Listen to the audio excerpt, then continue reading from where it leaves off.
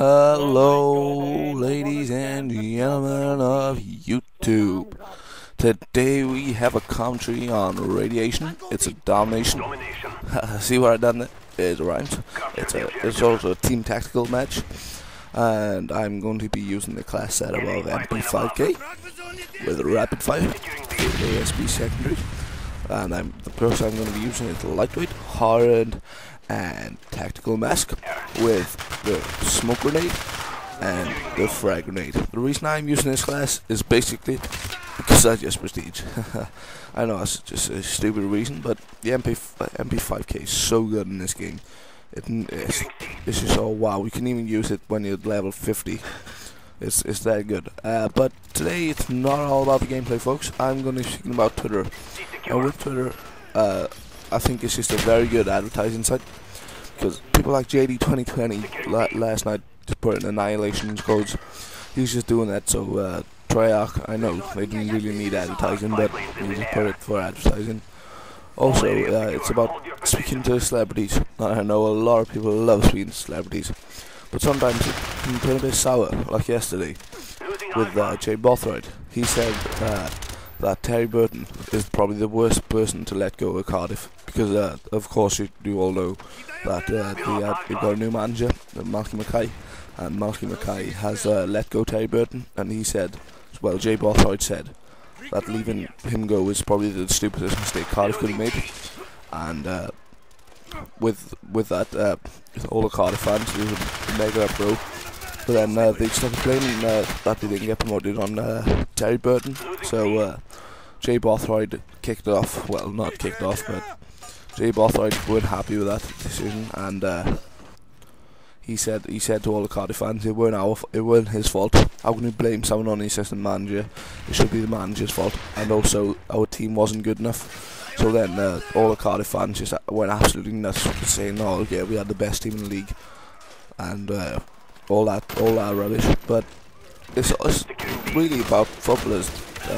I personally use Twitter for seeing the latest news. Like Sky Sports, I follow them, and they upload news like David De Gea or De Gea joining Manchester United, Ashley Young joining Manchester United, and Phil Jones joining Manchester United. I think these will be really good signings for Manchester United, because Phil Jones, I've seen him play. He's a defensive midfielder, or he can play central defender. He has got such good ability. It's unbelievable. He's probably one of the most underrated players in the league, because he wasn't nominated for PFA Young Player of the Year, but for Blackburn he was 19 years old, and against Manchester United last year he contained them. At Ewood Park, when Manchester United was struggling, he contained us, and fair play to him. I'm gonna stick up for him. And also with Ashley Young. Ashley Young was a good player last year against us, and he is a strong runner with the ball. And this is what we need in United. We need a little bit of speed down the wing. And I know we got Nani and Valencia, but I think Ashley Young just offers something different. I think he is personally probably one of the best wingers in the league. And I don't know, I think Aaron Lennon is probably one of the best as well. And I really hope he doesn't go to Liverpool, because that would be a major upset for me, because I personally like Aaron Lennon. And with David De Gea, I have seen him in the European Under 21 Cup. I didn't really acknowledge him until United were showing interest in him and put a bid in for him. But I'm not sure. I think he's having mixed reactions with United people, because to emulate Van der Sar's performance, he was awesome for us. He won the league for us on numerous occasions. And he's won the European. He saved the penalty in the European Cup final. And to put that pressure on David De Gea, I know he's a young keeper. He's half the age of Edwin van der Sar and the children of Van der Sar. Perhaps he could be a good player, but I think the pressure he saw on him after succeeding Van der Sar is absolutely unbelievable. But in the Under 21 Championships, I saw him play, and he is a good keeper. He's very good at kicking, and I think that's what United need. Because Van der Sar wasn't the best at kicking. he was a great saver of the ball and great like throwing the ball out. But he wasn't the best at kickers. Even though I love Van der Sar, he's probably one of the best ever keepers, well, except from Peter Schmeichel. But Van der Sar is probably up there as one of the best keepers at United ever. So I think David De Gea has got a very hard job, considering that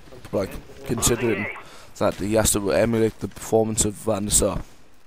And about on football, I'll be speaking about football films today.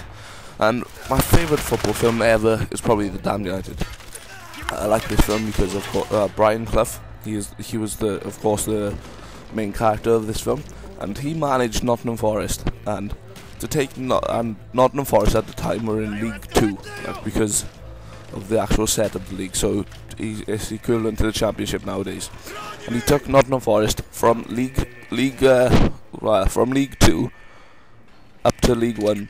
And won the league next year, and that's unbelievable. That's like saying Swansea City have gone up this year and they're going to win the league. Then the next year they're going to win 2 European Cups back to back. But it's not all about winning, because this game I don't think I win. That's the only reason I'm saying it, because I'm probably normally a very competitive person.